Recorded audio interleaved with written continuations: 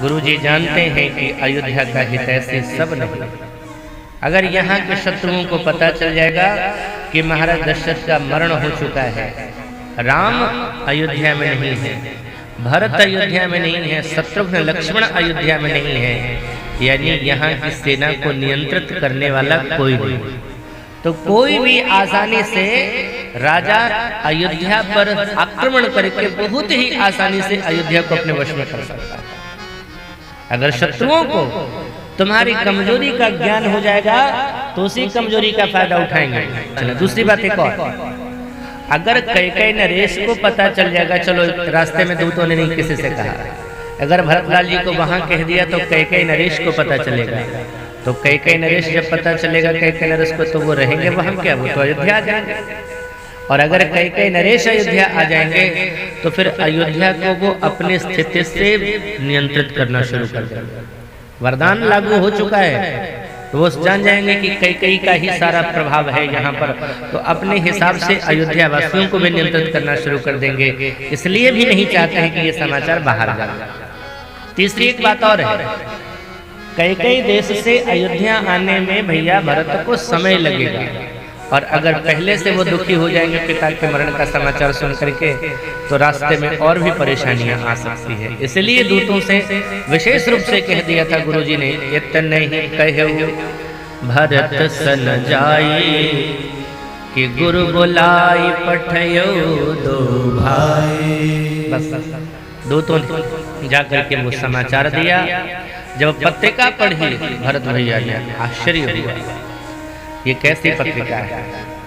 पत्र तो पिताजी को लिखना चाहिए, लेकिन इस पत्र में न पिता का दुलार है, न छोटे भैया लक्ष्मण का मनुहार है, न श्री राम का प्यार है, न पिता का आदेश है, न कौशल्या मैया का प्यार है। ऐसी कोई भी बात नहीं लिखी है, सिर्फ इतना ही लिखा है, पत्र पाते ही शीघ्र अयोध्या चले जाओ।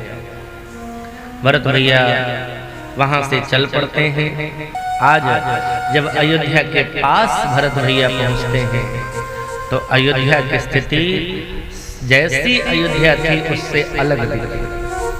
अयोध्या दूर से ही अयोध्या को देखा जा सकता था। अयोध्या के नभमंडल में अयोध्या में होने वाले यज्ञ का धुआं फैला रहता था। प्रत्येक घर में यज्ञ हुआ करता था, लेकिन आज यज्ञ का धुआं नहीं। राजा ध्वज अयोध्या का दूर से ही फहराता हुआ दिखता था, लेकिन आज राजा ध्वज भी झुका हुआ है। दो दो ब्राह्मण ऊंचे ऊंचे कंगूरों पर से ऊंचे स्वर से वेद पाठ किया करते थे, वेद ध्वनि होती रहती थी, लेकिन वो भी बंद। शत्रुघ्न लाल जी से भरत भैया कहते हैं, शत्रुघ्न देखो इस अयोध्या को, ये अयोध्या कैसी हो गई है।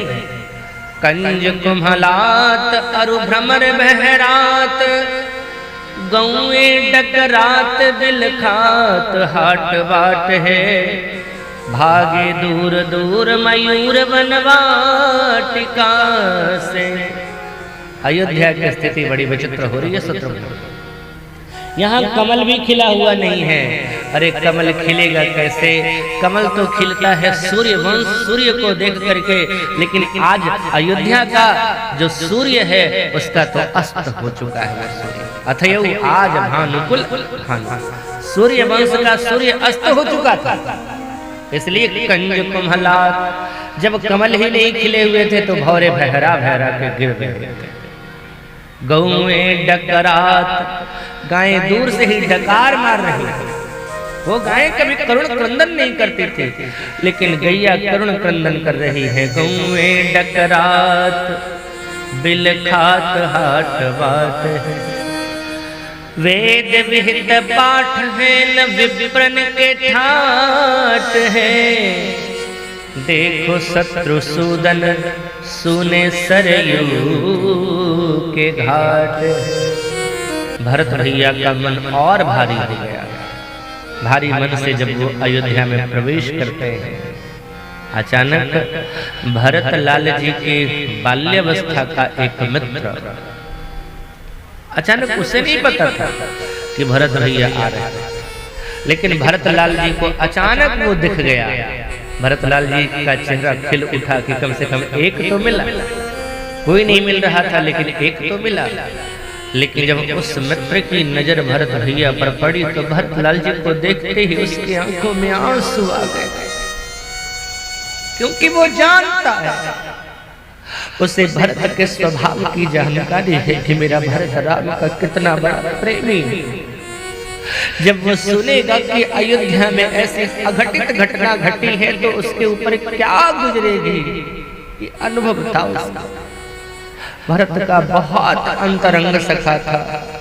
भरत के बारे में सोचते ही उसकी आंखों में आंसू आ गए, और जैसे उसकी आंखों में आंसू आए, लेकिन उसने तुरंत सोचा, अगर मेरे इन आंख के आंसुओं को भरत ने देख लिया और अगर उसने पूछ दिया मेरा मित्र रो क्यों रहा है, मैं क्या जवाब दूंगा, क्या कह दूंगा कि मैं रो क्यों रहा हूं। मेरे आंख के आंसू भरत को देखना नहीं चाहिए। पसीना पोंछने के बहाने आंसुओं को पोंछता हुआ वो जल्दी से बगल की गली से होता हुआ निकल गया। भरत के सामने तक नहीं आया वो, और भरतलाल जी के जब सामने वो उनका मित्र ही नहीं आया तो भरतलाल जी को और आश्चर्य हुआ, क्या हो गया है इन अयोध्या वासियों को, किस प्रकार का ये व्यवहार कर रहे हैं। अच्छा, उस मित्र की ही बात नहीं है, अयोध्या के जो समस्त नागरिक हैं, ये मत सोचना कि भले ही वो रास्ते में नहीं दिख रहे हैं, गलियों में नहीं दिख रहे हैं तो वो हैं ही नहीं। वो सब अपने अपने घरों में बैठे हुए हैं और आगे आने वाली घटना का वो बहुत बारीकी से निरीक्षण कर रहे हैं, क्योंकि जिस समय राम जी का वनवास होना है ये नगरवासियों ने सुना, उस समय कुछ लोगों ने जो श्री राम से ज्यादा प्रेम करने वाले थे, उन लोगों के मुंह से अचानक निकल पड़ा, इतना बड़ा काम हुआ है, भरत को राजा बनाने की बात हो रही है, श्री राम का वनवास हुआ है, क्या भरत की जानकारी के बिना हो सकता है। एक भरत कर सम्मत कहीं, एक कहते थे कि भरत की सहमति है ये, भरत की जानकारी के बिना ये घटना घट ही नहीं सकती। भरत बहुत चतुर है, वो खुद नहीं करता है, इतना चतुर है, ननिहाल में जाकर के बैठ गया और वहीं से अपनी माँ को और इस दासी को नियंत्रित कर रहा है, और माँ ने ये सारा कार्य किया। तो कुछ लोग भरत का नाम इस षड्यंत्र में रखते हैं कि भरत की सहमति से ये घटना घटी। तो दूसरा जो भरत दल का था, भरत के स्वभाव को जानता था, वो कान बंद करके, आंख बंद करके, कान बंद करके कहता था, मत ऐसा बोलो, ऐसा बोलते ही तुम्हारे सारे पुण्य चले जाएंगे, तुम्हें पाप लगेगा। भरत कभी ऐसा सोच ही नहीं सकते भैया, भरत राम के विपरीत कभी जा ही नहीं सकते हैं। चंद्रमा से अमृत के जगह विष चू जाए ये संभव है, पानी को मथने से मक्खन निकल जावे ये संभव है, बालू को रगड़ देने से तेल निकल जावे ये संभव है, लेकिन भरत राम के विपरीत चलेंगे ये संभव ही नहीं है, ये असंभव है। कभी राम के विपरीत भरत नहीं जा सकता। तुमने ये शब्द कहा है तेरे पुण्य चले जाएंगे, तो उस समय वो लोग चुप हो गए। लेकिन आज वही समाज बहुत बारीकी से भरत के हर प्रतिक्रिया को देख रहा है। ये भरत कर क्या रहा है? भरत सीधे अपनी मैया कैकेयी के महल की ओर बढ़े, और जैसे ही महल की ओर बढ़े, इनका रथ जैसे ही महल की ओर बढ़ा, वो लोग जो चुप थे अभी तक, वो कहने लगे मैं तो पहले ही कहता था, अरे भैया सांपिन का बेटा सपोला ही होगा। देख लो, महाराज दशरथ का शव कौशल्या के महल में पड़ा हुआ है, लेकिन ये भरत कौशल्या के महल में नहीं गया, श्री राम के महल में नहीं गया। जा कहाँ रहा है? वहां जा रहा है जहां से षड्यंत्र की शुरुआत हुई। नगर के लोगों को तो ये लगता था कि महाराज दशरथ के मरण का समाचार भरत को मिल चुका है, वो ये नहीं सोचते थे कि गुरुजी ने इस समाचार को छुपा करके रखा है। विशेष करके दूतों को संकेत कर दिया था, कह दिया था विशेष रूप से भरत को वहां नहीं बताया। गुरुजी चाहते हैं कि राम का वनगमन हुआ है या दशरथ का मरण हुआ है, ये कई स्वयं बतावे। लेकिन अयोध्यावासी सोच रहे हैं कि भरत को सब कुछ पता है, इसलिए कह दिया। देखो कौशल्या के महल में नहीं गया, ये सीधे कैकेयी के महल की ओर बढ़ा।